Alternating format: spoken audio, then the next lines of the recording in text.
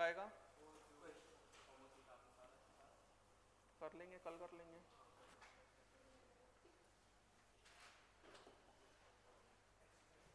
ये पीछे गेट लगा लो। हाँ, कहाँ तक बताया था मैंने? Back bonding. चलो बैक बॉन्डिंग की ही बात करते हैं।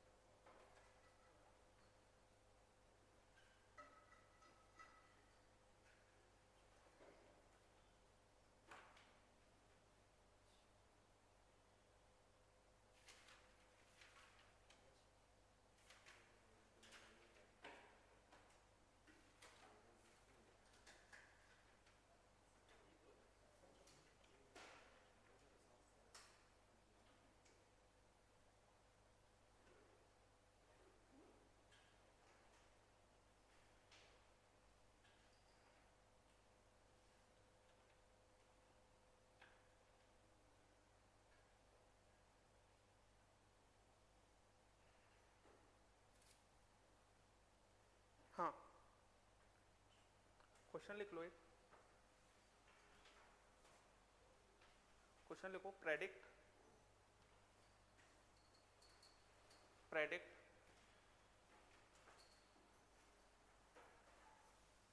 शेप और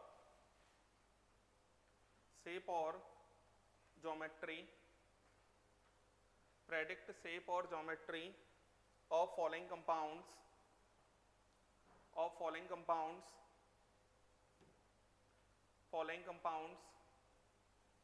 and compare their basic strengths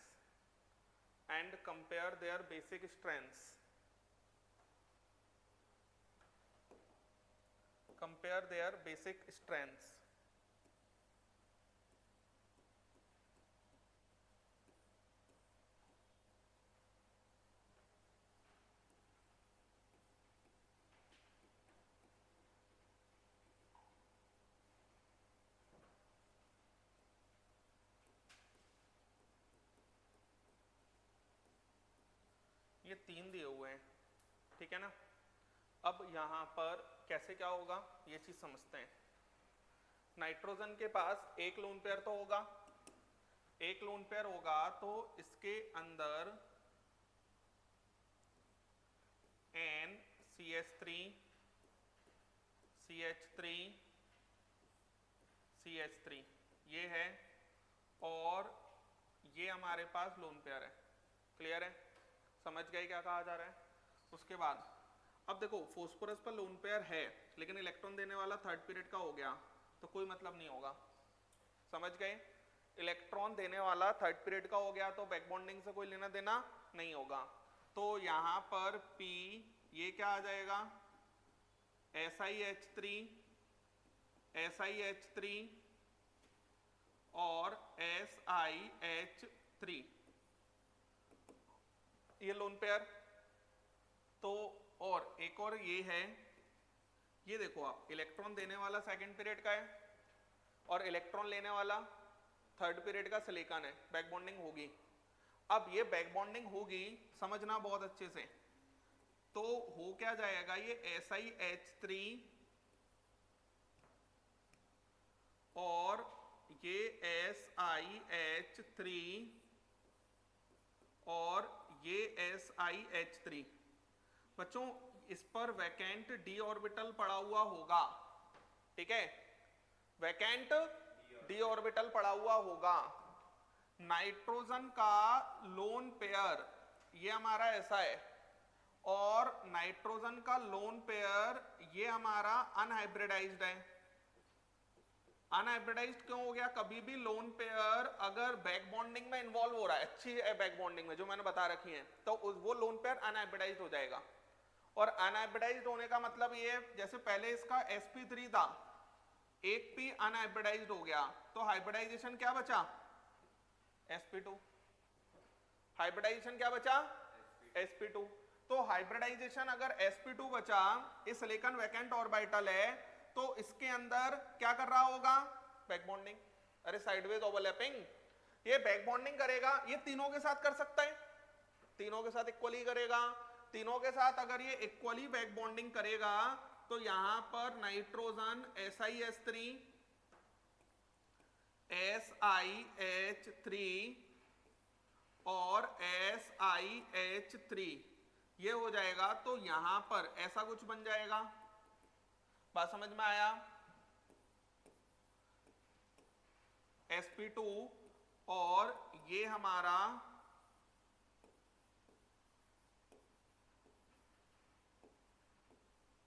trigonal planar हो जाएगा। क्लियर है? अब इसका मतलब ये शेप्स तो कैसे हुए? पायरामिडल शेप ही रहेंगे, ये भी पायरामिडल शेप रहेगा, और 3+1 का है ना, ये भी पायरामिडल शेप रहेगा। तो शेप तो आ गई।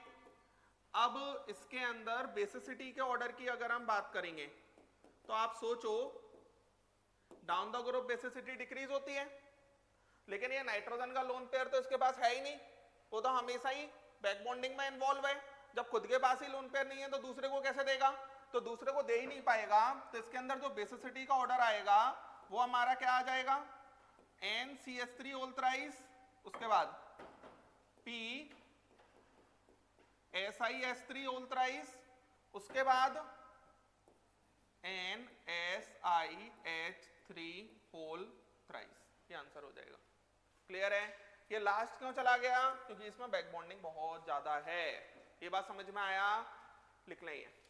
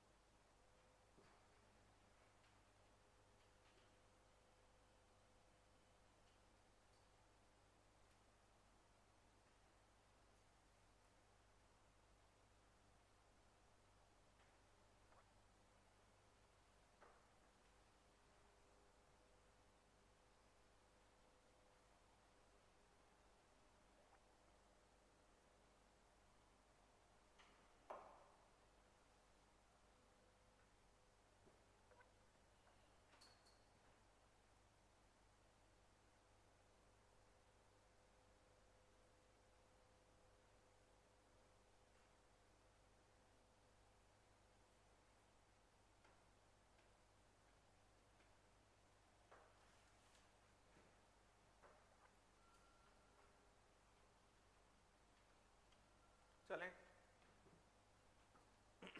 लिख लिया?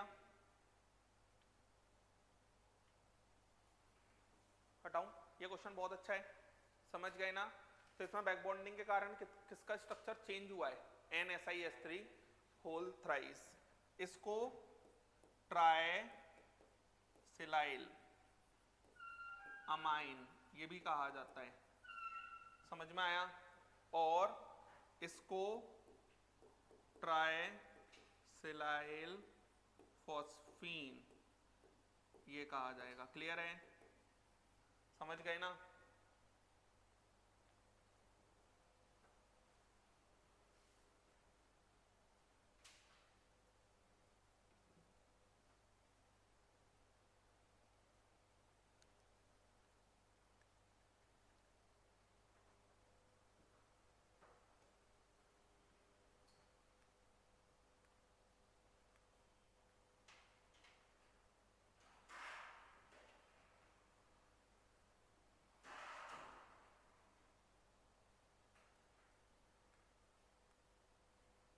अब आ रहे हो तुम?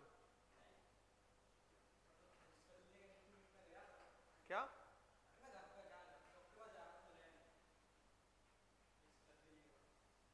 चले आएंगे।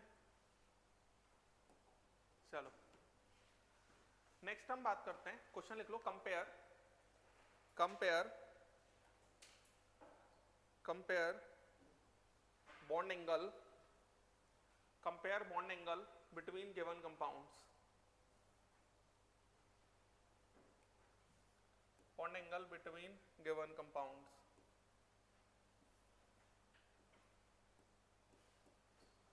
OCH3 whole twice,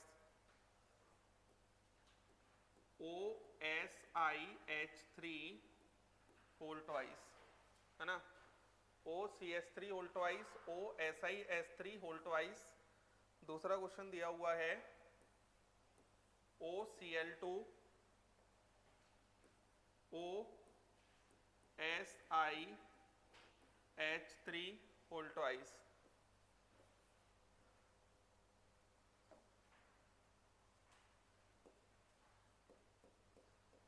बाकी तो बॉन्ड एंगल्स नॉर्मली ही है, जहां पर भी बैक बॉन्डिंग के कारण डिफरेंस आ रहा होगा वो मैं सिखाना चाह रहा हूं आपको।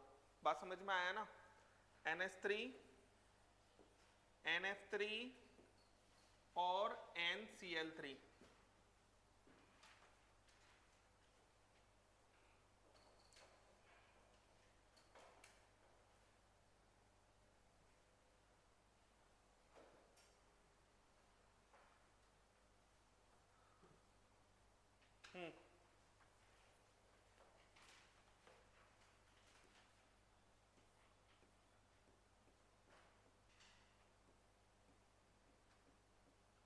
CH3 CH3,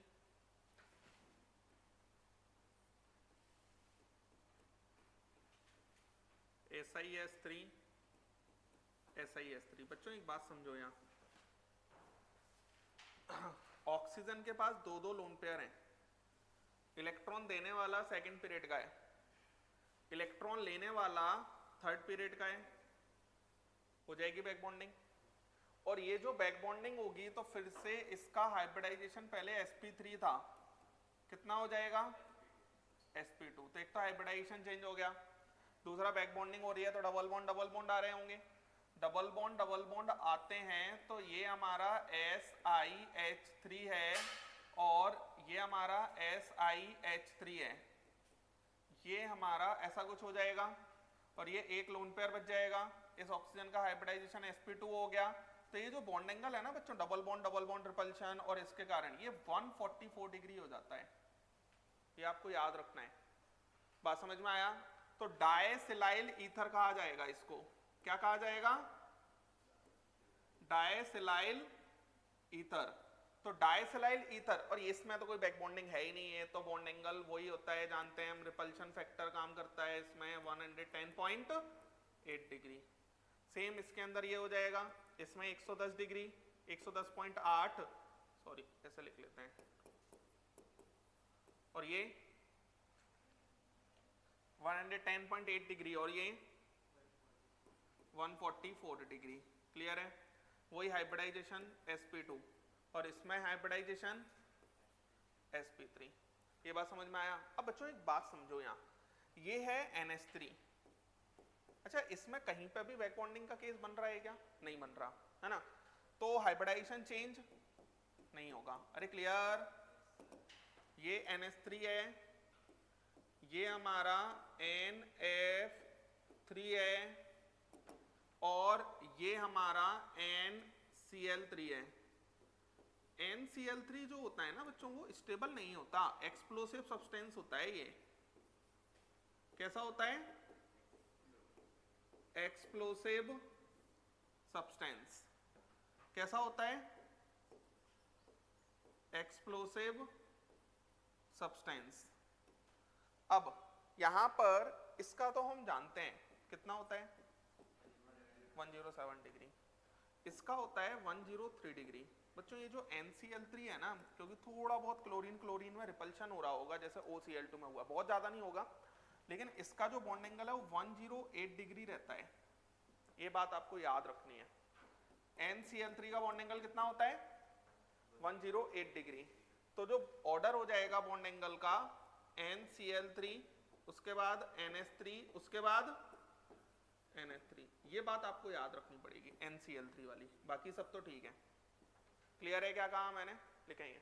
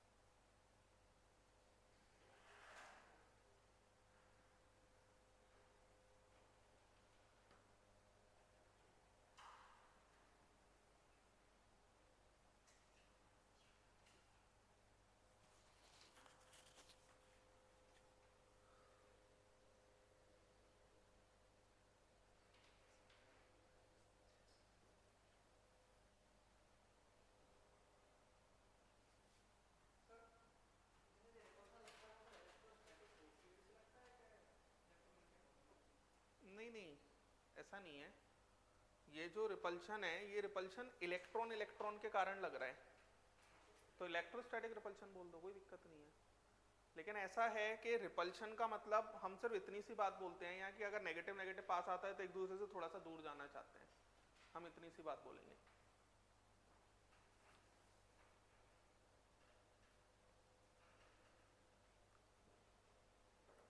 ये बात कहीं ना कहीं ऐसा हिंट दिया जा सकता है आपको, तो ये याद रखना कि NCl3 अनस्टेबल कंपाउंड होता है और एक्सप्लोसिव सब्सटेंस होता है। पी ब्लॉक में इसकी बात भी होती है।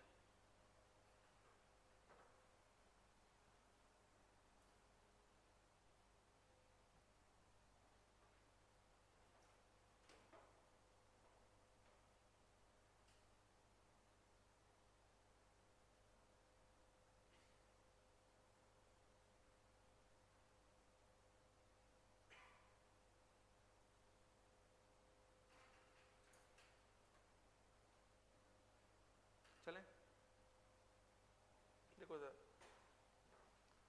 नेक्स्ट क्वेश्चन लिखो, arrange following compounds, arrange following compounds in increasing order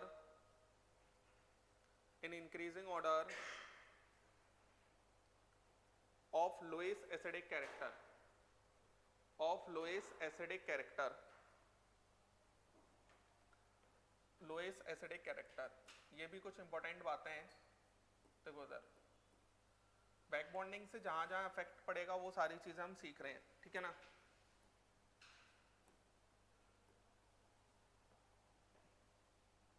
BF3 BCl3 BBr3 और BI3,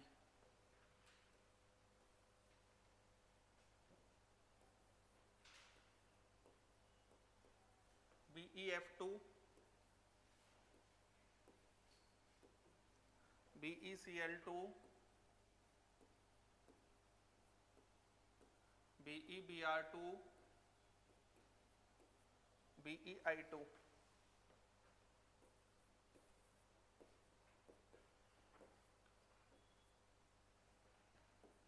AlCl3 AlBr3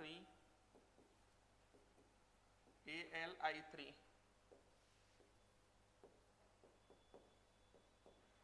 SiF4 Cl4 SiBr4 SiI4।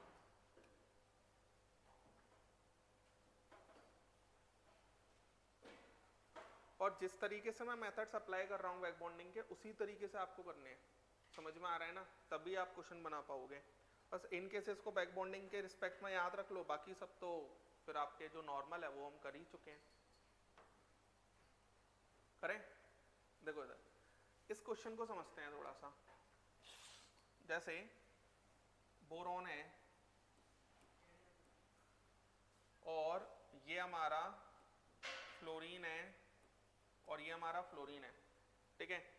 यहाँ पर बोरॉन के पास वैकेंट ऑर्बिटल प्रेजेंट होता है न्यूट्रल फॉर्म में, ये बात याद रखनी है। बोरॉन और बेरिलियम के पास फ्लोरीन है, ये फ्लोरीन के पास लोन पेयर होगा। फ्लोरीन बैक बॉन्डिंग में तो बहुत अच्छे से इलेक्ट्रॉन दे सकता है, कोई टेंशन नहीं है, बात समझ में आया। फ्लोरीन में बैक बॉन्डिंग के थ्रू फ्लोरीन बहुत अच्छे से इलेक्ट्रॉन दे सकता है, कोई टेंशन वाली बात नहीं है। ये फ्लोरीन इसको बहुत अच्छे से इलेक्ट्रॉन देगा, ये फ्लोरीन भी दे सकता है और ये फ्लोरीन भी दे सकता है ना। इसी तरीके से क्लोरीन भी दे सकता है और इसी तरीके से ब्रोमीन भी दे सकता है, इसी तरीके से ब्रोमीन भी दे सकता है और इसी तरीके से आयोडीन भी दे सकता है। क्लियर है। अब इसके अंदर देखो होता क्या है, ये पूरा question according to back bonding किया जाएगा। सबसे पहले तो ये बात याद रखनी है आपको, ठीक है।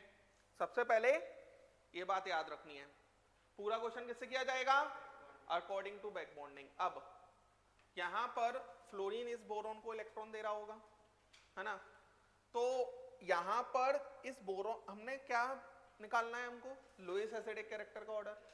जब बोरॉन को ये फ्लोरीन इलेक्ट्रॉन दे रहा है तो इसके अंदर जो ओवरलैपिंग हो रही है वो कौन सी हो रही है, 2p 2p। तो ये जो ओवरलैपिंग है ये 2p 2p है और ये जो ओवरलैपिंग है ये 3p है, ये जो ओवरलैपिंग है ये 4p है, ये जो ओवरलैपिंग है ये 2p 5p है। जितना नीचे जाते जाएंगे ओवरलैपिंग उतनी बेकार होती जाएगी क्योंकि साइज उतना बढ़ता जाएगा। तो ये सबसे अच्छे से बैक बॉन्डिंग कर रहा है, इसका मतलब ये हो गया ये बोरॉन को सबसे अच्छे से इलेक्ट्रॉन दे रहा है।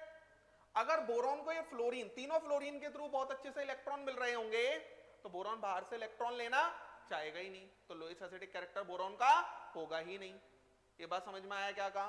तो इसके अंदर जो बैक बॉन्डिंग का ऑर्डर आएगा वो ये आ जाएगा, क्लोरीन थोड़ा फ्लोरीन से बेकार लेकिन ब्रोमीन से अच्छा इलेक्ट्रॉन देगा, फिर ब्रोमीन फिर आयोडीन।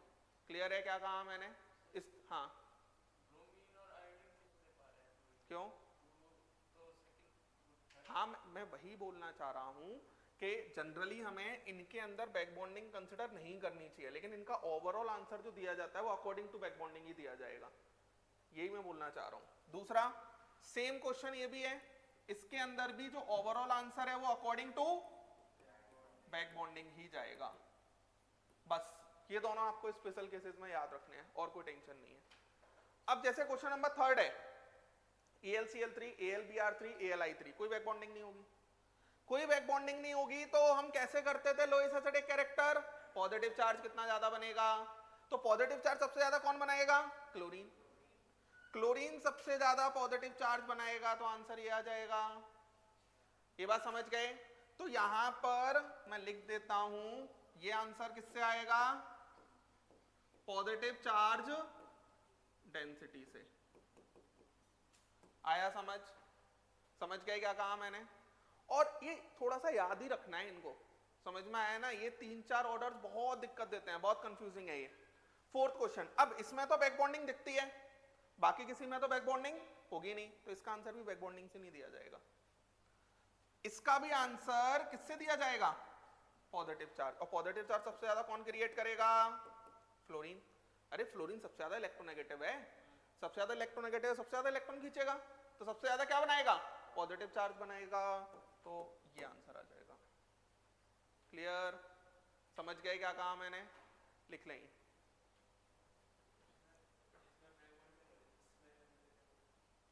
बैक बॉन्डिंग एक्चुअल में क्या है, जैसे हम लुईस एसिडिक कैरेक्टर की बात करते हैं तो फ्लोरीन यहाँ पर बैक बॉन्डिंग कर रहा है, इलेक्ट्रॉन दे रहा है, बिल्कुल सही बात है। लेकिन उसके जैसे सिलिकॉन और बोरॉन है, बोरॉन में तो बैक बॉन्डिंग बहुत ही ज्यादा इफेक्टिव होगी, सिलिकॉन 3rd पीरियड का हो गया, तो बैक बॉन्डिंग कर रहा है बिल्कुल सही है। लेकिन बैक बॉन्डिंग के साथ साथ ये फ्लोरीन इलेक्ट्रॉन भी खींचने से पॉजिटिव चार्ज डेंसिटी क्रिएट कर रहा होगा, तो यहाँ पे मेजर फैक्टर हम इसको मानकर सॉल्व करेंगे तभी आंसर करेक्ट आता है, ऐसा समझ लो। मतलब ऐसा भी समझ लो कि मेरे को आंसर पता है इसलिए मैं उसके अकॉर्डिंग वो कर रहा हूँ, और आप भी याद सा रख लो इसको, ये बहुत दिक्कत देता है, हमेशा उल्टा आंसर प्रेडिक्ट होता है इसका।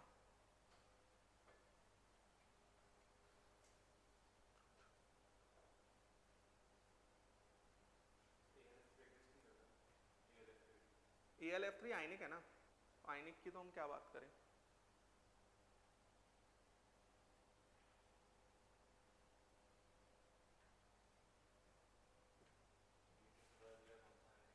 क्या नहीं नहीं, जैसे ELF3 तो मैंने बता ही रखा है ना तुमको, तुम हाइपोवैलेंट वाला केस देखो, उसमें ELF3 तो बस ऐसा नहीं है कि कोई भी पूछ लिया जाएगा, ऐसा नहीं पूछा जाएगा, आपको पता होगा पहले से जो भी पूछा जाएगा। हाँ नहीं, तो भी उससे भी कंपेयर वो थोड़ी हो पाता है, वो कंपेयर करना बहुत टफ है। अरे लेकिन तुम जैसे मॉड्यूल सॉल्व करते हो तो कोई ऐसा थोड़ी है कि अननोन क्वेश्चन मिल जाता, नहीं मिलेगा आपको, क्वेश्चन तो वही मिलेगा जो आपको सॉल्व किया जा सकता है।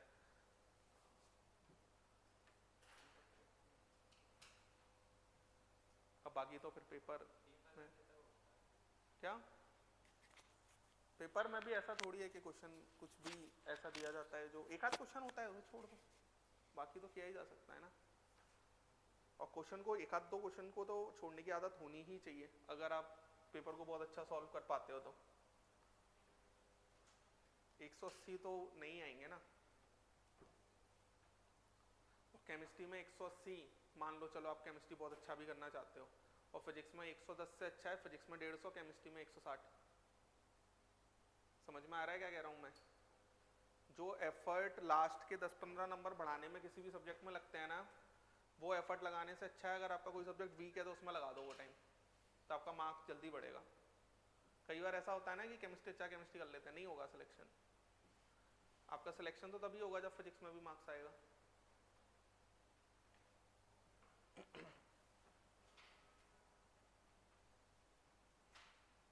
जैसे इस बार 490 के करीब पे कॉलेज मिल रहा है ना, तो बायो में इतना टफ तो नहीं होगा कि बायो 320 नंबर में नहीं लाए जा सकते होंगे। चलो अगर आप अच्छे से पढ़ के बहुत अच्छे से गए हो, नहीं बन रहे थे 320, क्या लगता है।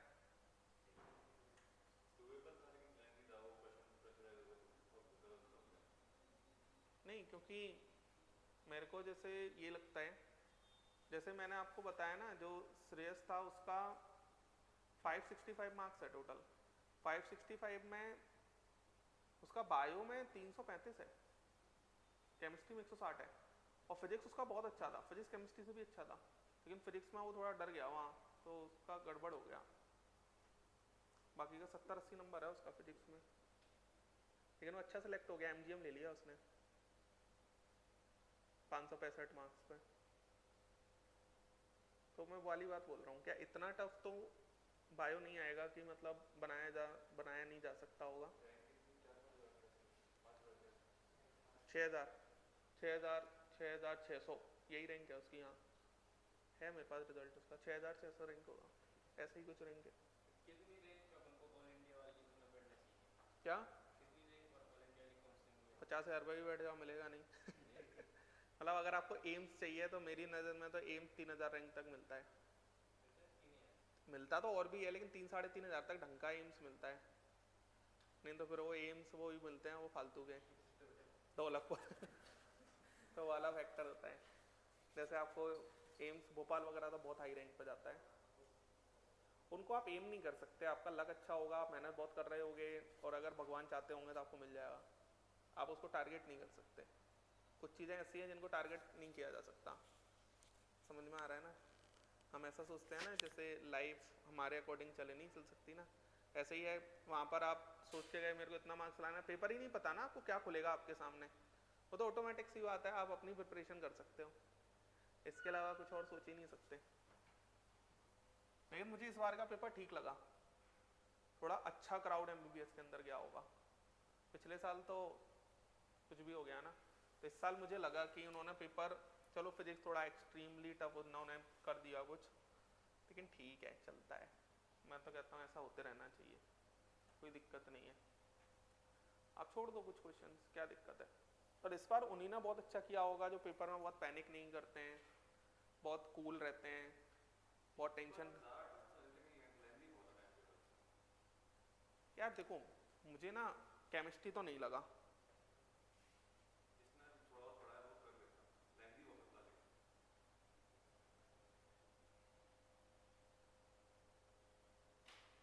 होता है। बायो मुझे समझ नहीं आता, लेकिन होगा लेंदी, तुम कह रहे हो तो मान लेते हैं। नहीं, क्योंकि बहुत सिंपल है ना, 490 पे अगर एमपी का कट ऑफ जा रहा है, तो अगर बायो सिंपल होता तो बायो में ही 340 आ गया, फिर तो सिलेक्शन बहुत आसान हो गया ना। लेकिन बायो में मुझे लगता है एवरेज मार्किंग 300-310 के करीब ही रही होगी। हाँ नहीं, 300 भी मान लो आप, तो फिजिक्स प्लस केमिस्ट्री मिला के भी तो 190 नंबर लाना या 200 नंबर लाना इतना आसान नहीं है ना। जैसे मान लो आपका केमिस्ट्री ठीक भी है तो 120 आप केमिस्ट्री में ले आए, तो 70 नंबर लाना फिजिक्स में बहुत टफ है, इस पेपर में नहीं आएगा। पहले जो पेपर बनते थे 2017 का पेपर जैसे था, तो उसके अंदर मुझे आज भी याद है 493 मार्क्स पे 25,000 रैंक था, और उसी टाइप का कुछ मुझे लगता है अगले साल होगा। 25,000 रैंक पे भी एमपी में ठीक कॉलेज मिल जाता है। एमपी में तो मतलब जीआरएमसी मिल जाता है 22-23-24,000 रैंक तक, तो एक ग्वालियर वाला। एमजीएम 12,000 रैंक तक मिलता है स्टेट कोटे से, और एमजीएम अच्छा कॉलेज है, एमजीएम बहुत अच्छा कॉलेज है। हाँ, एम्स से नहीं, नहीं कैसे, एजीएमसी भोपाल से तो बहुत अच्छा है। एएफएमसी का अब क्रेज कम हो गया है, पहले था क्रेज इतना, अब थोड़ा कट ऑफ कम जाता है एएफएमसी का। पहले पेपर अलग होता था उसका, अब तो पेपर एक ही होता है, थोड़ा मुझे लगता है कट ऑफ कम जाता है एएफएमसी का। एएफएमसी मिल जाता है मतलब कम कट ऑफ पर भी। और एम्स तो फिर भोपाल तो बहुत ही अच्छा हो गया। सिंपल सी बात समझ लो, इंटर्नशिप करोगे, इंटर्नशिप करोगे, एम्स की इंटर्नशिप में 30,000 रुपये मिलते हैं, और उसकी इंटर्नशिप में 12,800 रुपये मिलते हैं, डबल से भी ज़्यादा हो गया। एम्स में शायद से इंटरनल पीजी में भी कुछ रहता है एम्स का अलग पेपर होता है पीजी का शायद, जहाँ हाँ नहीं, शायद से मुझे लगता है एम्स पीजी का अलग पेपर होता है, जहाँ तक मैंने सुना है। पीजी का, एम्स पीजी का शायद अलग पेपर होता है। आप लोगों को पता ही नहीं है, तैयारी कर रहे हो, इतना तो पता होना चाहिए। अच्छा, पहले यूजी की जुगाड़ कर लें, फिर पीजी की जुगाड़ में लगेंगे, फिर ये 1 साल मजे करेंगे एमबीबीएस में, फिर उसके बाद हम पीजी की जुगाड़ करेंगे। एमबीबीएस में भी आप मक्कारी नहीं कर सकते, फेल हो जाओगे। 5 साल की डिग्री, 4.5 साल की जो डिग्री होती है वो 6-6 साल में होती है लोगों की, फेल हो जाते हैं अगर आप बहुत ज़्यादा मस्ती किए तो। वो वाला चीज़ है, वो भी आपको देखना पड़ेगा। ऐसा नहीं है कि आप वहाँ जाके बहुत मस्ती किए, पता चल रहा है कि हो गई एमबीबीएस, अभी तो चल ही रही है तो एमबीबीएस करके ही थक जाओ आप, वो चीज़ भी होती है। कई लोग मैंने देखा है जो यूजी में बहुत अच्छा नहीं करते, वो पीजी में बहुत बेहतरीन करते हैं, क्योंकि उन्हें पहले दिन से पता होता है कि हम बहुत अच्छा यूजी में नहीं कर पाए तो हमें पीजी में करना है। ऐसा होता है ना, जैसे आप किसी भी डॉक्टर के पास जाते हो, तो डॉक्टर का मैंने ऐसा देखा है कि यूजी का कॉलेज वो कम लगाता है, पीजी का कॉलेज जरूर लिखा होता है कि किससे पीजी किया है। अगर वो एम्स वगैरह से किया है तो बहुत अच्छे से हाईलाइट करके लिखेगा उसको कि हम एम्स से किया है। और अगर यही आप नॉर्मल कॉलेज से कर रहे हो, तो जैसे पीजी, जैसे आपने जीआरएमसी से किया और मान लो आप दिल्ली में प्रैक्टिस कर रहे हो, ठीक है, जीआरएमसी का वैल्यू है लेकिन कम लोग जानते होंगे। यही आपने एम्स से पीजी किया, किसी अच्छे एम्स से, मान लो आप एम्स भोपाल से पीजी कर रहे हो, तो फिर बात थोड़ी अलग हो जाती है, वो वाला चीज़ है। पीजी के टाइम में एक क्लास अटेंड करनी पड़ती है जैसे एमबीबीएस का, किसका? जैसे एमबीबीएस करते हैं उस टाइम अपन क्लास नहीं पड़ती जाएगी। तो पीजी कौन सा तुम हाल दे दोगे? एमबीबीएस से निकलने के बाद 1 साल इंटर्नशिप करनी पड़ेगी, तब पीजी देने। इंटर्नशिप वाले ईयर में पीजी दिया जाता है, डायरेक्ट वाले में थोड़ी दिया जाता है पीजी। तो लोग क्या करते हैं, जिनकी इंटर्नशिप, जैसे पुराने कॉलेजेस हैं उसमें अगर इंटर्नशिप में कोई जुगाड़ लग जाती है, कम जाना पड़े, तो वो पीजी की तैयारी करते हैं उस टाइम। ऐसा होता है। जैसे एमपी के अंदर का पैटर्न पता है मेरे को, 1 साल आपको इंटर्नशिप तो कंपलसरी है, पर 1 साल आपको बॉन्ड करना पड़ता है। अब बॉन्ड में कई लोग क्या करते हैं कि अगर उनका जुगाड़ लग गया तो शायद से कुछ अलग हो जाता हो, है ना, कि थोड़ा बहुत रिलैक्सेशन हो, वहाँ बैठना ही पड़े, तो हो सकता है कि वहाँ पर आपको क्योंकि सिंपल है कि अकेले एमबीबीएस से तो आप कुछ नहीं कर पाओगे, अकेले एमबीबीएस से आपको कोई नहीं पूछने वाला। अब तो जब तक आप जाओगे तब तक तो और दिक्कत है, बगल वाले घर में पूछ रहे हो डॉक्टर है, हाँ बेटा एमबीबीएस है तो वाली चीज़ हो जाएगी, है ना। तो इसलिए आपको पीजी पर तो टारगेट करना ही पड़ेगा, और वो आपको सोच के चलना पड़ेगा कि मेरे को कहाँ से कैसे क्या, क्योंकि कई लोग मैं देखता हूँ MBBS में जाने के बाद कहते हैं यार अब मेरे पे पढ़ाई नहीं हो रही, तो फिर लिया क्यों? बहुत सिंपल है, जो डॉक्टरी बनने का जो मेथड है वो बहुत बड़ा और कॉम्प्लेक्स है। अगर आप पे नहीं चलती है पढ़ाई तो फिर दिक्कत है, क्योंकि अकेले MBBS से आप कमा लोगे 40-50 हज़ार रुपये। क्या होता है 40-50 हज़ार से? कुछ नहीं होता आज की डेट में।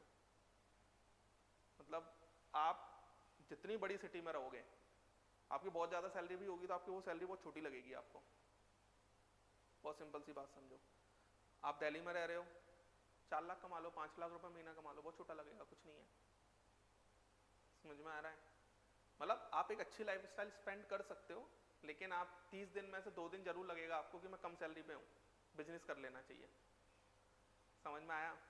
आप किसी गांव में रह रहे हो, मान लो आपकी पोस्टिंग है और किसी गांव में पोस्टिंग है, तो वहां पर आपके मान लो 80,000 रुपये आ रहे हैं, तो आपको लगेगा बहुत है, बढ़िया है, क्या टेंशन है, खर्च ही नहीं होने, ना पिज़्ज़ा ऑर्डर कर पाओगे, ना बर्गर ले पाओगे, ना कुछ कर पाओगे, तो कोई टेंशन ही नहीं है। बहुत सिंपल सी बात है, जो सैलरी होती है वो बहुत रिलेटिव होती है। आपने मान लो कार ली, कई लोग 8 लाख की कार में सेटिस्फाई हो जाते हैं, कई लोग 25 लाख की कार में सेटिस्फाई होते हैं, तो डिपेंड करता है कि आपकी ख्वाहिशें क्या है। और मेरे को लगता है अगर खर्चा कम करना है तो सोशल मीडिया से दूर रहो, तो खर्चा कम होगा। सोशल मीडिया पर अगर आप बहुत ज़्यादा हो ना तो मन बनवा देते हैं वो। समझ में आ रहा है? तो वो चीज़ें आप पे बहुत डिपेंड करती हैं, और आगे जाके बहुत दिक्कत आने वाली है कि जैसे कोई अपन कितना भी पैसा कमा लो, ठीक है, आप किसी यूट्यूबर को देख रहे हो, बहुत लो फील करोगे कि यार ये क्या है। बहुत सिंपल है ना ये आज की डेट में। तो वो सारी चीज़ें जो हैं बहुत अलग चली गई हैं कोविड के बाद में, वो वाली चीज़ है। समझ में आया? तो वो आपको देखना पड़ेगा कि आप कैसे चलना चाहते हो लाइफ में। और ये छोटी छोटी चीज़ें जो है ना, अभी आपको आगे एक्सपीरियंस होंगी। जैसे आजकल तो लोग MBBS में जाके ब्लॉग चालू कर देते हैं अपना, तो वो मुझे समझ नहीं आता कि क्यों सार्वजनिक करना है अपनी लाइफ को। जैसे मैं इंस्टा में चलाता नहीं हूँ, है ना, दूसरों को देखता रहता हूँ, तो मैं साल में 2 से 3 बार घूमने जाता हूँ, है ना, फिक्स है मेरा। जैसे अभी मैं अगस्त में गया था, फिर फरवरी में जाऊँगा, ऐसे करके 2 से 3 बार मेरा मिनिमम रहता है। किसी को नहीं पता होगा मैं घूमने जाता हूँ। हाँ, किसी को नहीं पता होगा मैं घूमने जाता हूँ और कहाँ जाता हूँ। मेरे को ये सब अच्छा ही नहीं लगता कि मतलब जैसे कई लोग होते हैं बहुत अच्छी जगह पर कहीं रुकेंगे तो वो पूरा एक वो बना लेते हैं वीडियो की, यहाँ पर हम इस होटल में रुके हैं, है ना। तो ये छोटी छोटी चीज़ें हैं और मेरे को कोई मतलब नहीं है। मेरे को ये लगता है कि शांति से जाओ, खुद के लिए ही तो जा रहे हो, दूसरों के लिए जा रहे हो क्या? लोग आजकल दूसरों के लिए जाते हैं, खुद के लिए नहीं जाते, ये वाली चीज़ हो जाती है। चलो एक क्वेश्चन और करते हैं बच्चों। जैसे मान लो एक मेरे पास ऐसे लिखा हुआ है,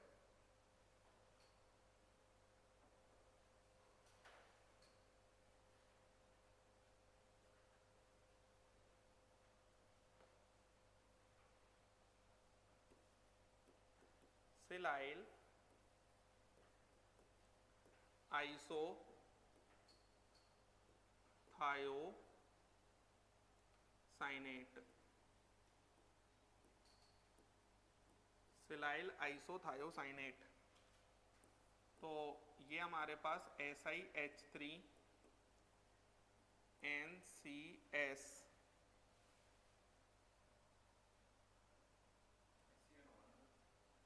हाँ ठीक है, कुछ भी लिख सकते हैं। जैसे इसका जो स्ट्रक्चर होता है वो हमारा HHHN double bond C double bond S, ऐसा कुछ होता है। बात समझ में आया? सबकी वैलेंसी सेटिस्फाइड है? सबकी वैलेंसी कैसी है? सेटिस्फाइड। इसमें ये जो नाइट्रोजन है, ये नाइट्रोजन वैकेंट ऑर्बिटल लेके बैठा है, ये नाइट्रोजन बगल में लोन पेयर लेके बैठा है, बढ़िया बैक बॉन्डिंग करेगा। और बैक बॉन्डिंग करेगा तो इसका जो हाइब्रिडाइजेशन है नाइट्रोजन का पहले कितना था? sp2। अरे 2 सिग्मा बॉन्ड एक लोन पेयर, sp2 है, एक p और कम हो जाएगा लोन पेयर वाला, अनहाइब्रिडाइज हो जाएगा, तो ये कितना हो जाएगा? sp का मतलब ये कितना हो जाएगा? लीनियर। तो ये पूरा जो शेप है ना ये लीनियर में ही आएगा। कार्बन भी sp है, ये भी sp हो गया, तो ये लीनियर हो जाएगा। समझ में आया क्या कहा मैंने? तो ड्यू टू बैक बॉन्डिंग इसका शेप कैसा हो जाता है, चेंज हो जाता है। समझ गए, लिख लें।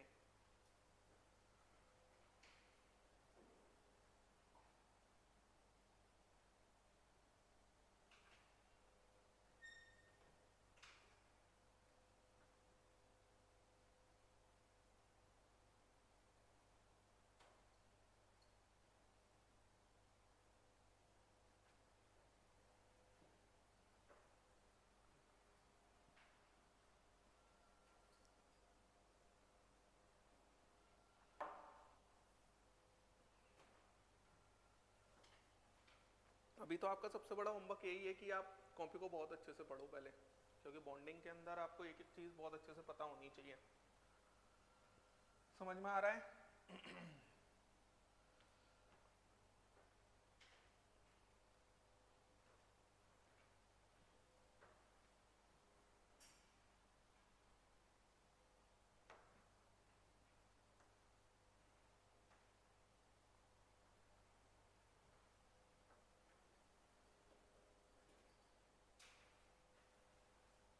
नेक्स्ट चले आगे।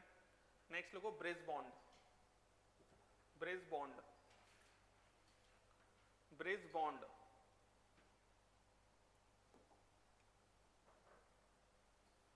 ब्रिज बॉन्ड लिखो। Electron deficient compounds, electron deficient compounds,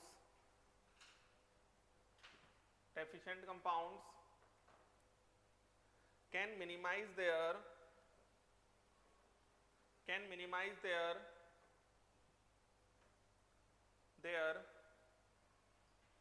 deficient nature, can minimize their deficient nature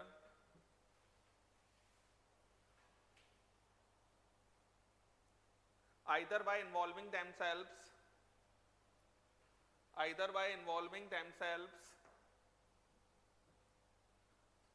into effective back bond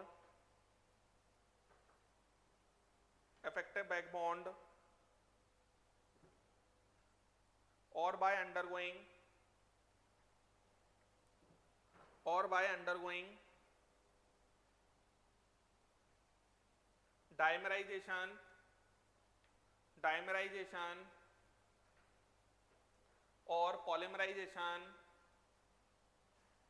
dimerization or polymerization through bridge bond,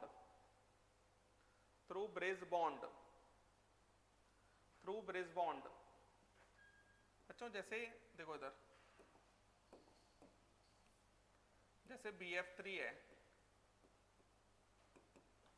never exist in dimer form, ये dimer नहीं बनाएगा, exist in dimer form. ये dimer form क्यों नहीं बनाता? Due to strong back bonding, due to strong back bonding. उसके बाद BX3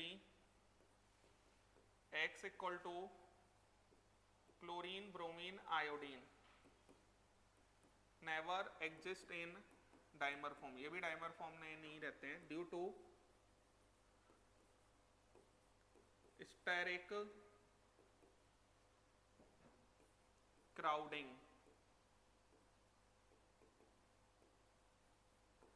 between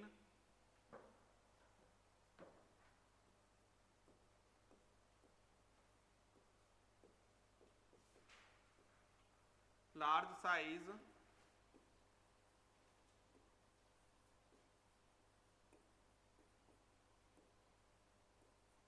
halogen atoms. ठीक है ना? तो ये दोनों तो डाइमर नहीं बनाते। डाइमर क्यों नहीं बना रहे हैं ये?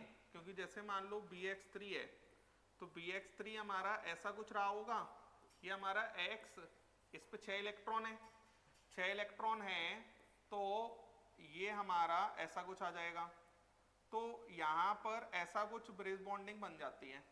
क्लियर है ना कि ये हमारा इस पर वैकेंट ऑर्बिटल पड़ा होगा, इस पर लोन पेयर पड़ा होगा, ये इसके थ्रू हमारा क्या करेगा, बॉन्ड बना देगा। बॉन्ड बनाने से क्या हो गया, इस बोरॉन पे 8 इलेक्ट्रॉन पहुंच जाएंगे और इस बोरॉन पे भी 8 इलेक्ट्रॉन हो जाएंगे। बात समझ में आ रही है? तो यहां पर लेकिन दिक्कत क्या है, ये बड़े बड़े हेलोजन एटम्स हैं, बड़े बड़े हेलोजन एटम्स इतने पास पास नहीं रह सकते, इसलिए एग्जिस्ट नहीं करता। क्लियर है?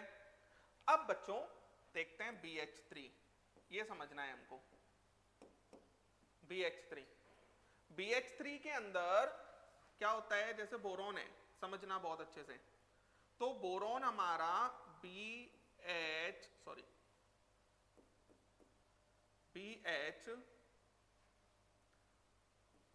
मान लेते हैं थोड़ी देर के लिए, ऐसा लिखा है। इस बोरॉन पे कितने इलेक्ट्रॉन है, 6। दूसरा बोरॉन है वो इसके बगल में है, ये हमारा H और ये H, ये लिखा हुआ है। क्लियर है? तो यहां पर होता क्या है कि ये हमारा ऐसा कुछ हुआ, ठीक है। तो होता क्या है इसके अंदर कि ये हाइड्रोजन जो है ना, इसके बैकेंट ऑर्बिटल को देख रहा होगा, तो वो क्या कर देगा कि इसके अंदर ये वाला जो बॉन्ड है, इस बॉन्ड को थोड़ी देर के लिए इसको दे देगा 2 इलेक्ट्रॉन। मतलब ये बीच में हो गया, ये 2 इलेक्ट्रॉन कभी इस पर कभी इस पर, ऐसे ही हाइड्रोजन के थ्रू हो रहा होगा। और सेम इसी तरीके से ये भी जो हाइड्रोजन है इस तरीके से कुछ कर रहा होगा, 2 इलेक्ट्रॉन कभी इधर कभी इधर। समझ में आया? तो ये हमारा ऐसा कुछ हो गया। अब इसके अंदर ये जो इलेक्ट्रॉन डेंसिटी है, इस इलेक्ट्रॉन डेंसिटी को क्या कहा जाता है, ये इलेक्ट्रॉन डेंसिटी जो है ये किस तरीके की दिखती है, बनाना बॉन्ड की तरह। वो बनाना की तरह, तो इसको जो बॉन्ड कहा जाता है, ये कौन सा बॉन्ड कहा जाता है, बनाना बॉन्ड। बच्चों इसमें कुछ बातें और हैं सीखने वाली। एक बात बताओ आप मेरे को, इसमें ऐसा कुछ हुआ क्या कि बोरॉन पे परमानेंट 8 इलेक्ट्रॉन हो गए? नहीं, 6 इलेक्ट्रॉन थे, 2 इलेक्ट्रॉन दूसरा हाइड्रोजन लेके आया तो उस पर 8 हो गए। लेकिन हाइड्रोजन तो दूसरे से मांग के लाया है, दूसरे से मांग के लाया तो वापस दे देगा उसको। तो कभी 6 कभी 8, कभी 6 कभी 8। हाँ, इंडिपेंडेंट से अच्छा काम हो गया उसके लिए, तो कभी तो 8 मिले। समझ में आया? तो एक और बात, बोरॉन का जो हाइब्रिडाइजेशन है, पहले कितना था, sp2। अब बना तो सिग्मा नया ही रहा है ना। अगर ये सिग्मा नया बना रहा है तो ये हाइब्रिडाइजेशन कैसा हो जाएगा, sp3। क्लियर है? समझ गए क्या कहा मैंने? ये जो हाइड्रोजन है, ये हाइड्रोजन कौन सा हाइड्रोजन है, ब्रिज वाला, और ये ब्रिज, ये कौन से हाइड्रोजन है, टर्मिनल, और ये टर्मिनल। बोलो आया? अब एक बात बताओ आप मेरे को, ये जो हाइड्रोजन और बोरॉन के बीच में कितने इलेक्ट्रॉन है, 2। वो 2 इलेक्ट्रॉन कितने के बीच में घूम रहे हैं, बोरॉन हाइड्रोजन बोरॉन।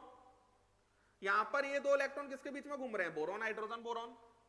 और ये वाले 2 इलेक्ट्रॉन परमानेंटली इसी के पास हैं, ये 2 इलेक्ट्रॉन परमानेंटली इसी के पास हैं, ये 2 इलेक्ट्रॉन परमानेंटली इसी के पास हैं, ये 2 इलेक्ट्रॉन परमानेंटली इसी के पास हैं।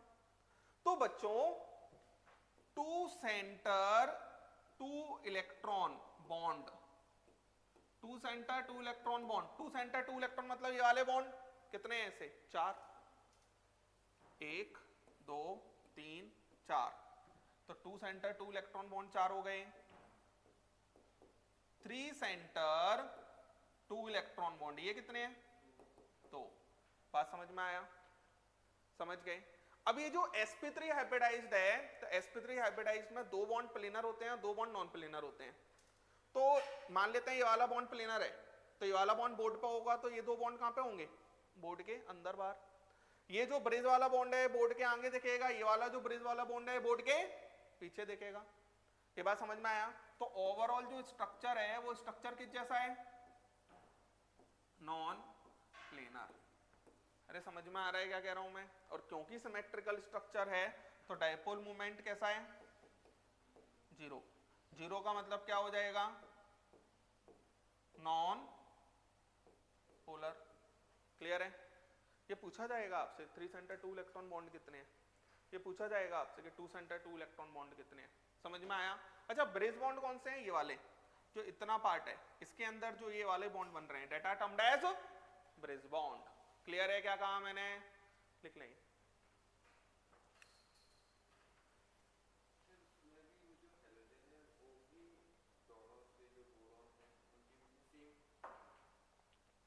एक्चुअल में हेलोजन वाले केस थोड़े अलग हो जाते हैं। हेलोजन वाले केस कैसे अलग हो जाते हैं? यहाँ हाइड्रोजन है, हाइड्रोजन पर खुद का इलेक्ट्रॉन तो है नहीं, तो बॉन्ड वाले इलेक्ट्रॉन शिफ्ट करना थोड़ा चालू कर देता है। हेलोजन के पास तो खुद के पास लोन पेयर है, तो वो अपना ही लोन पेयर डोनेट कर देता है। तो इनके अंदर जो बॉन्ड बनता है ना, वो कोऑर्डिनेट बॉन्ड बन जाता है, that is bridge coordinate bond. और इन बॉन्ड्स का जो नाम है वो हो जाता है 3 सेंटर 4 इलेक्ट्रॉन। समझ में आया क्या कहा मैंने? अभी आगे बताऊंगा ये चीज भी।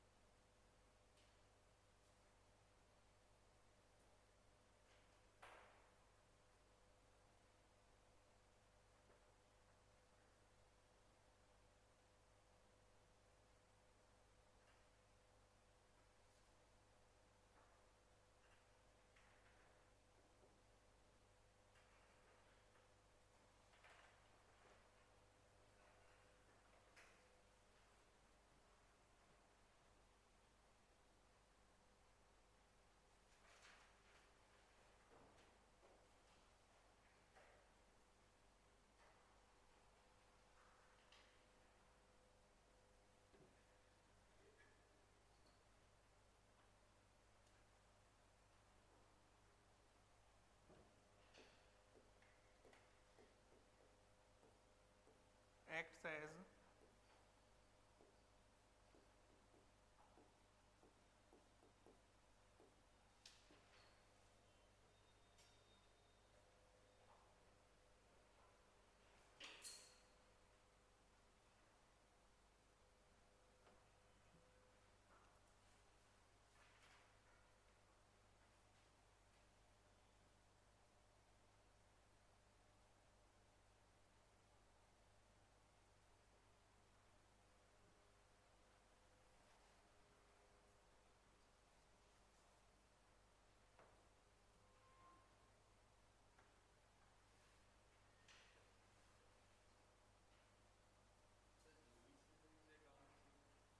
क्यों 8 इलेक्ट्रॉन हमेशा थोड़ी हो रहे हैं, तो लोइस एसिड का काम तो करेगा ही ना।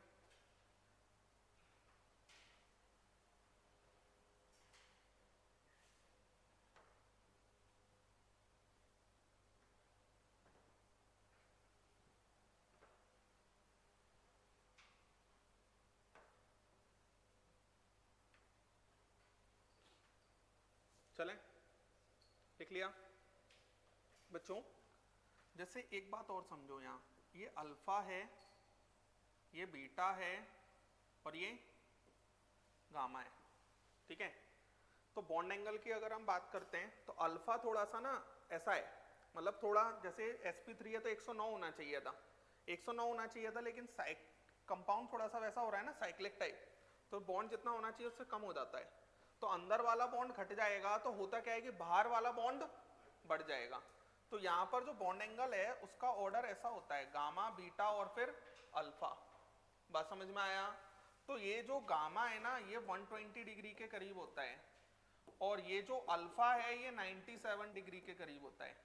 तो देखो, जितना हमारा अल्फा में डिक्रीज हो रहा है उतना ही हमारा गामा में इंक्रीज हो रहा है। 109 से यहाँ 11 इंक्रीज हुआ, यहाँ 11, 11.5, 12 डिक्रीज हुआ, लिख लेंगे।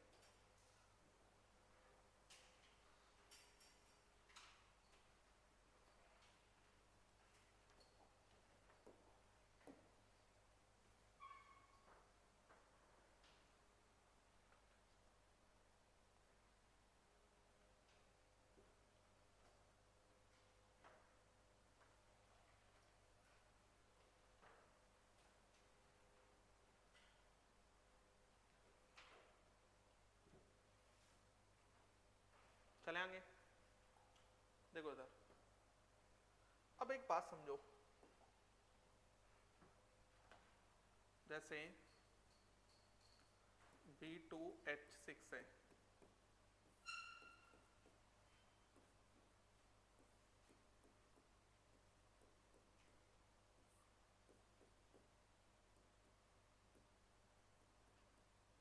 ये है, ठीक है बच्चों। लुईस एसिड का काम कर रहा है तो लुईस बेस के साथ रिएक्शन करेगा तो ये बनाना बॉन्ड तोड़ देता है, बात समझ में आ रही है? तो ये बनाना बॉन्ड क्या कर देगा, तोड़ देगा।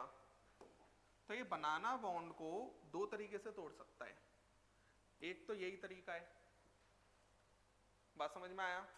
इसको कहा जाएगा सिमेट्रिकल क्लेवेज। इसको क्या कहा जाएगा, सिमेट्रिकल क्लेवेज।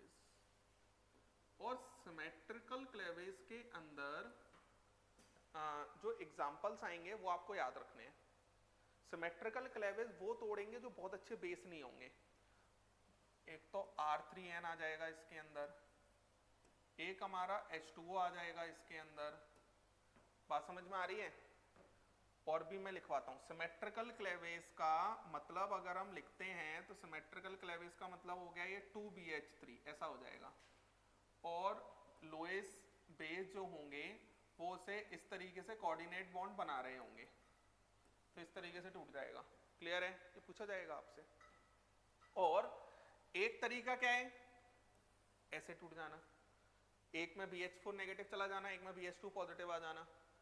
इसको कहा जाता है कि ये हमारा किस तरीके से टूटा है, अनसिमेट्रिकल। एक जैसा नहीं टूटा ना, अनसिमेट्रिकल क्लेवेज। तो अनसिमेट्रिकल क्लेवेज के अंदर किस तरीके से टूटेगा ये, देखो इधर, जैसे एक आएगा BH2 पॉजिटिव के फॉर्म में। अब BH2, अच्छा अनसिमेट्रिकल क्लेवेज कौन करेगा, जो थोड़े अच्छे बेस हैं, NH3, RNH2, R2NH, R3N उसमें करेगा, R2NH ये करेगा, OH नेगेटिव, CO ये। तो ये BH2 पॉजिटिव, इसके अंदर ये हमारा NH3 और ये हमारा NH3, ये हमारा NH3 और ये हमारा NH3, ठीक है ना। और प्लस एक और क्या आ जाएगा आपका, BH4 नेगेटिव। क्लियर है? समझ गए क्या कहा मैंने? तो किस तरीके से टूटेगा ये हमारे, कौन कैसे तोड़ेगा ये याद रहना चाहिए। ये बात समझ में आया? मेनली नाइट्रोजन वाले ही पूछा जाएगा। तो 3 डिग्री, ये नाइट्रोजन इतना जानते हो 3 डिग्री कहा जाता है इसको। 3R से अगर नाइट्रोजन जुड़ जाता है तो उसे 3 डिग्री कहा जाता है।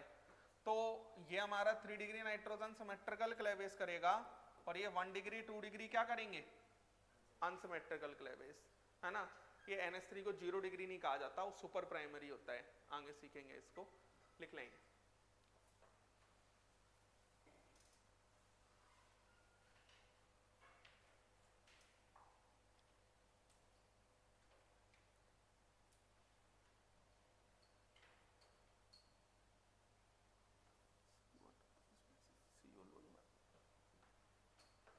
इतने ही याद रख लो, जरूरत नहीं है इससे ज्यादा की। मेनली तो नाइट्रोजन वाले ही पूछे जाते हैं।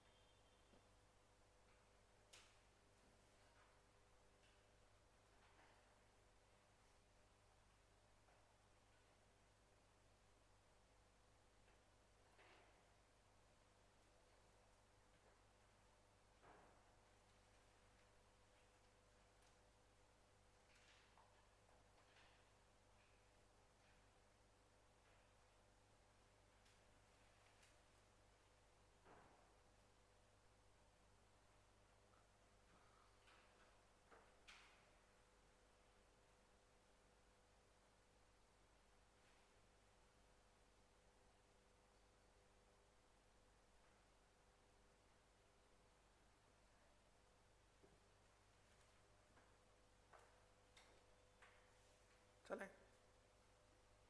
हटा दूं ये, चलो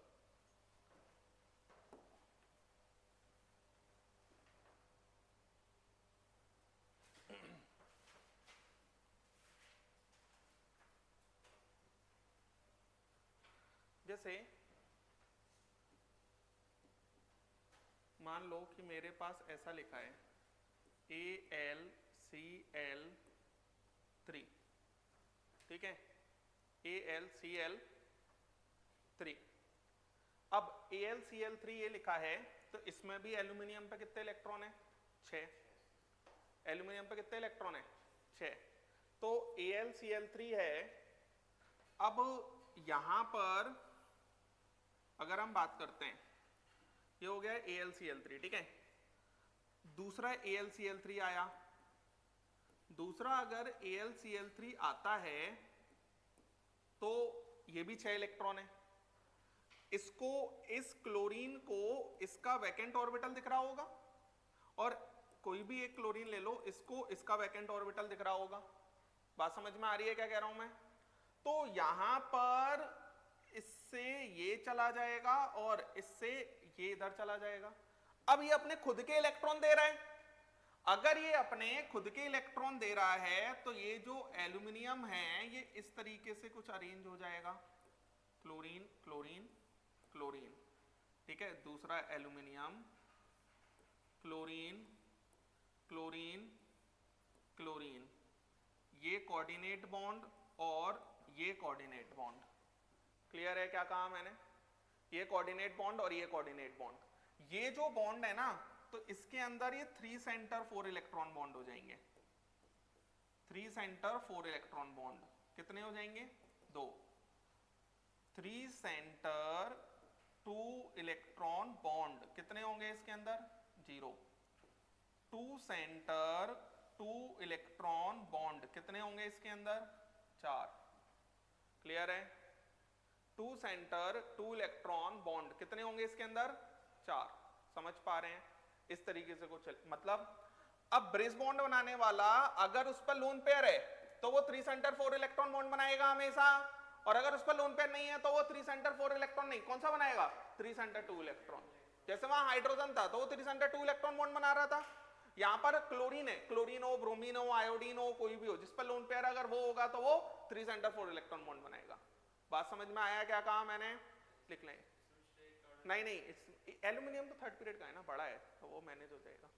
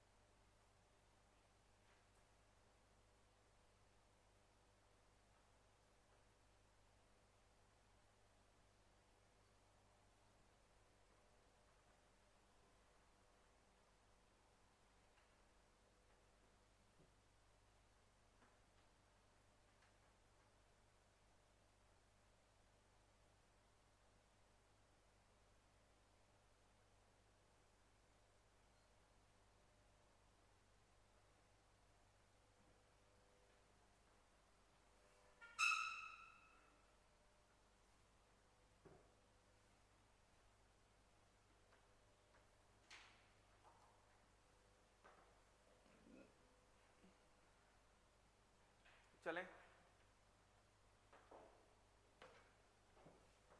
देखो सर, अब एक बात सीखते हैं। BeH2 ये बहुत इंपॉर्टेंट है क्योंकि ये एनसीईआरटी में भी दिए हुए हैं। BeH2, B2H6 भी एनसीईआरटी में दिया है। अच्छा एक चीज और, B2H6 के अंदर एक चीज और देख लो, पूछी जाएगी वो भी।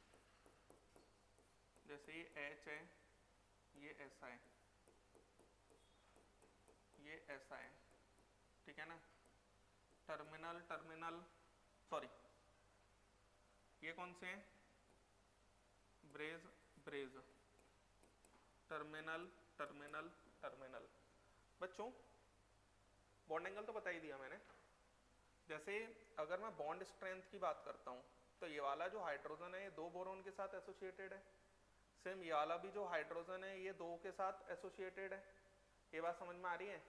तो इसके अंदर अगर हम बात करते हैं बॉन्ड स्ट्रेंथ, वैसे ये बॉन्ड भी अगर मैं किसी एक की बात करूं, अकेले इसकी बात करूं तो ये कभी बन रहा है कभी टूट रहा है तो वीकर होना चाहिए था। लेकिन क्योंकि ये हाइड्रोजन निकालूंगा तो कष्ट दोनों को होगा, तो ये दोनों के साथ बढ़िया तरीके से फिट है, तो निकालूंगा तो एनर्जी मेरी ज्यादा खर्च हो जाएगी। ऐसा कह सकते हैं इसने 2 बॉन्ड बना रखे हैं। ये बात समझ में आ रही है क्या कह रहा हूं मैं? Due to bridge bonding. तो अगर हम बॉन्ड स्ट्रेंथ की बात करते हैं, बॉन्ड स्ट्रेंथ की अगर हम बात करेंगे तो BHT है ना, और BHB बॉन्ड स्ट्रेंथ। तो ऐसे लिख लो या तो इसे, क्योंकि कई बार ना अकेले इसको नहीं पूछ पाएगा, वो पूछेगा पूरे को ही। तो ब्रेजिंग और टर्मिनल में बॉन्ड स्ट्रेंथ किसकी ज्यादा होगी? ब्रेजिंग वाले की।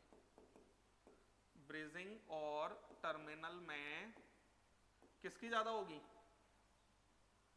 ब्रेजिंग वाले के, क्योंकि 2 हाइड्रोजन 2 बोरोन से कनेक्टेड है। समझ में आ रहा है?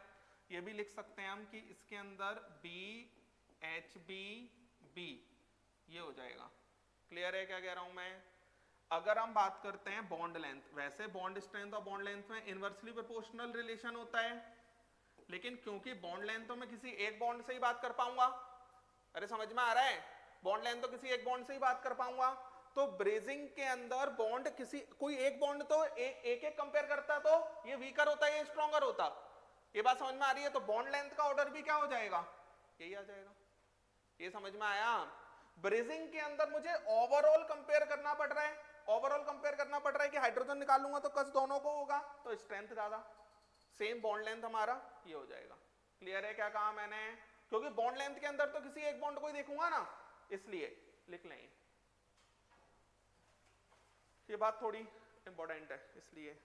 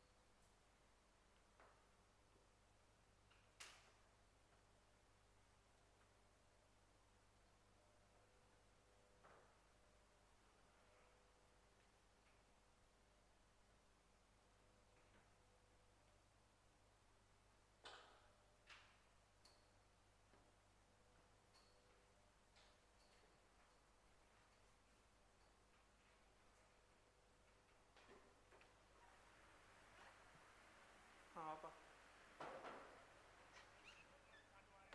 हाँ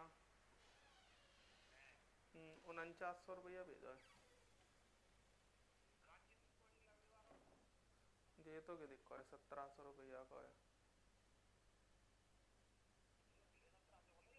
हाँ 1700 को तो सही है। लेबर वगैरह थोड़ी ज्यादा लगाई है वहां में, सिलिकॉन वगैरह।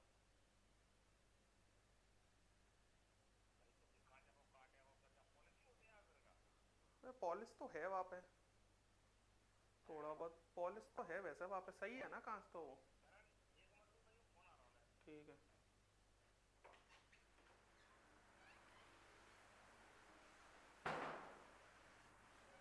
हाँ समझ गए ना ये? अब देखो अगर हम बात करते हैं यहाँ BH2, तो BH2 exist in dimer and polymer chain form in vapor phase and solid phase respectively. Clear है क्या कह रहा हूं मैं? और अगर हम बात करते हैं BeCl2, है ना, ये भी हमारा same exist in dimer and polymer chain form in vapour phase and solid phase respectively. Clear है? अब ये लाइन को कैसे समझना है, जैसे BeH2 है बच्चों, तो जब मैं डाइमर बनाऊंगा पूछेगा वो BeH2 वेपर फेज में हाइब्रिडाइजेशन बताओ। ये बात समझ में आ रही है? जैसे BeH2 है तो ये रहा और ये रहा, ये BeH2 हो गया, तो इसके अंदर पता है क्या होगा, इसका हाइब्रिडाइजेशन अभी sp दिखता है, इसका हाइब्रिडाइजेशन अभी sp दिखता है, ये हमारा ऐसा, ये हमारा ऐसा, तो एक एक हाइब्रिडाइजेशन क्या हो जाएगा, बढ़ जाएगा।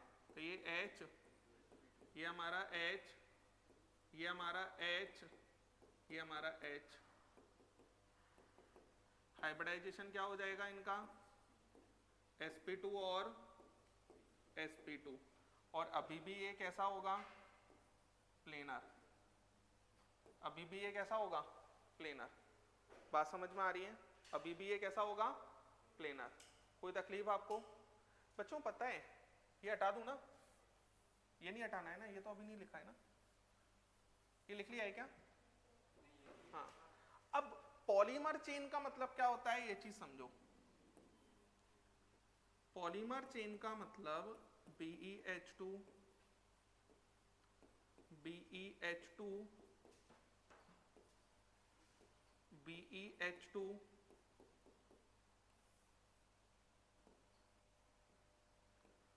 BeH2 ऐसा। तो यहां पर बहुत पॉलीमर चेन मतलब एक चेन टाइप पॉलीमराइजेशन हो जाएगा, दैट इज पॉलीमर चेन। तो इसके अंदर पता है क्या हो जाता है, ये ऐसा, ये ऐसा, ये ऐसा, ये ऐसा, ये ऐसा, ये ऐसा, ऐसा कुछ बन रहा होगा।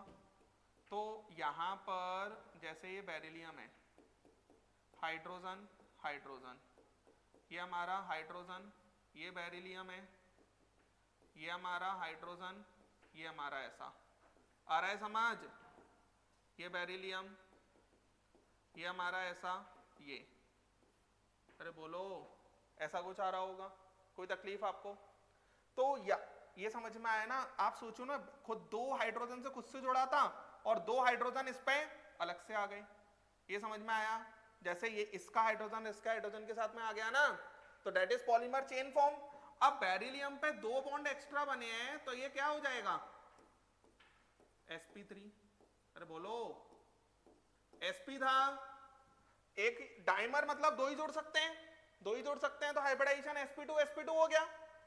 पॉलीमर चेन मतलब कई सारे जोड़ेंगे, कई सारे जोड़ेंगे तो इसी तरीके से जोड़ रहे होंगे, इसी तरीके से जोड़ रहे होंगे, तो हाइब्रिडाइजेशन क्या हो जाएगा, sp2 sp2, ओ सॉरी sp3 sp3, दो एक्स्ट्रा सिग्मा बन गए ना, तो sp से सीधे sp3 तक पहुंच गया, एक एक्स्ट्रा सिग्मा बन रहा था तो sp2 हो गया था।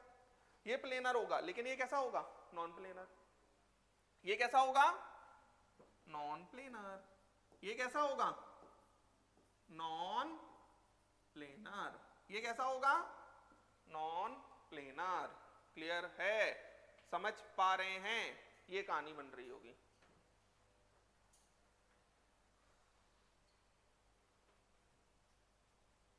अच्छा, ये जो बॉन्ड बन रहे होंगे, बॉन्ड तो 3 सेंटर 2 इलेक्ट्रॉन बॉन्ड ही होंगे, 3 सेंटर 2 ही होंगे, तो अभी भी ये किसका काम कर सकता है, लोइस एसिड का, जैसे B2S6 कर रहा था, ये भी कर सकता है। इस पर तो अभी वैकेंट ऑर्बिटल एक पड़ा ही है।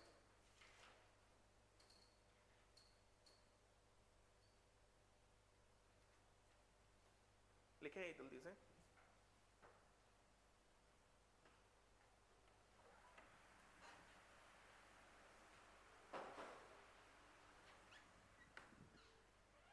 हाँ हाँ,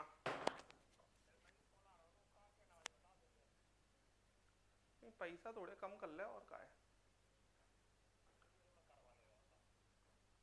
तो अंदर को बता दो, अलमारी को, हाँ जई में से कट जाएंगे, जई में से कट जाएंगे वो भी हैं।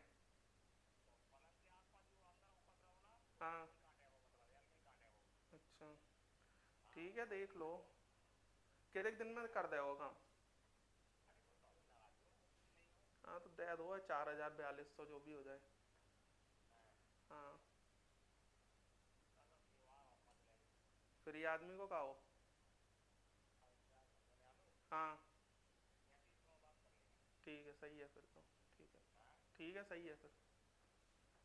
हाँ सही है, बस कांच की क्वालिटी वगैरह अच्छी हो, जैसे अपने लगे हैं वहाँ पे कोई लिखो ना हो कछु, ये सब होना चाहिए, ठीक है ना।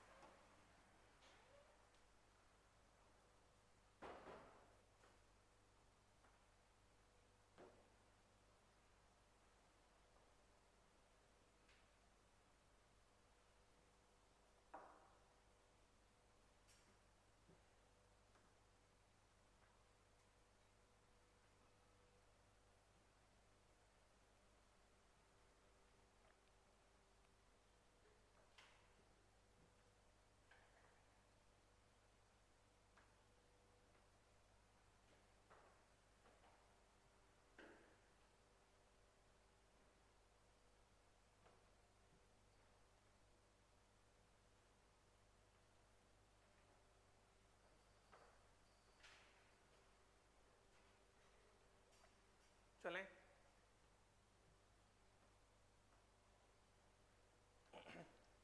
अगर ब्रिज वाला बॉन्ड पर लोन पेयर नहीं है तो वो 3 सेंटर 2 इलेक्ट्रॉन बॉन्ड होगा, बात समझ में आया। और अगर लोन पेयर है तो 3 सेंटर 4 इलेक्ट्रॉन, समझ गए ये बात।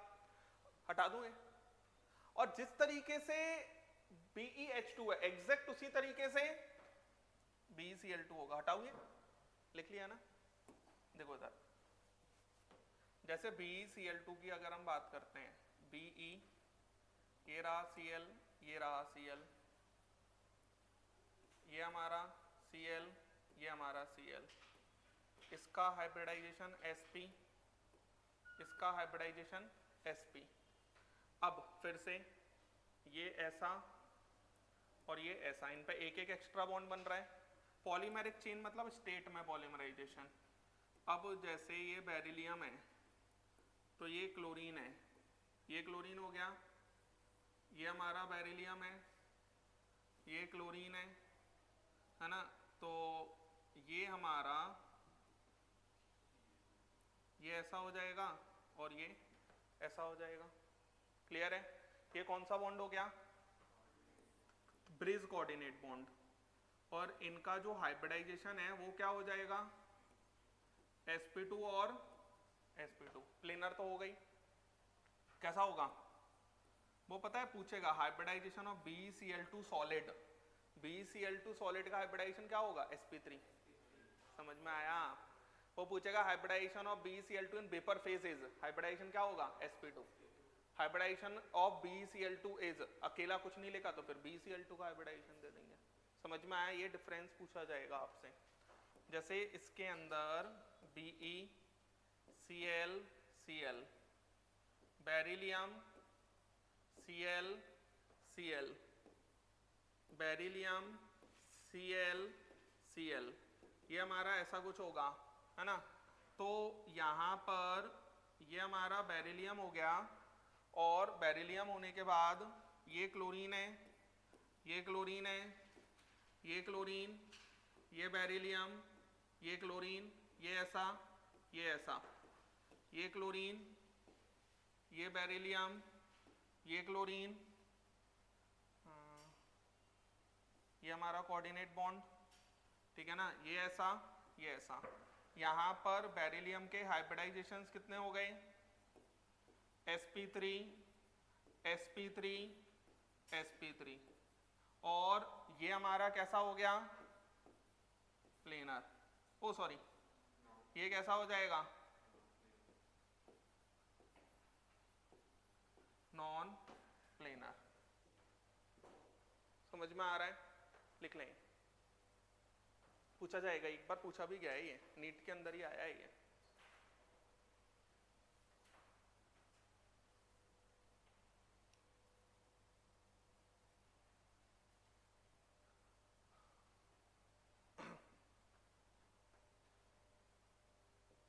ठीक है, इतना रखते हैं, कल इससे आगे सीखेंगे, है ना।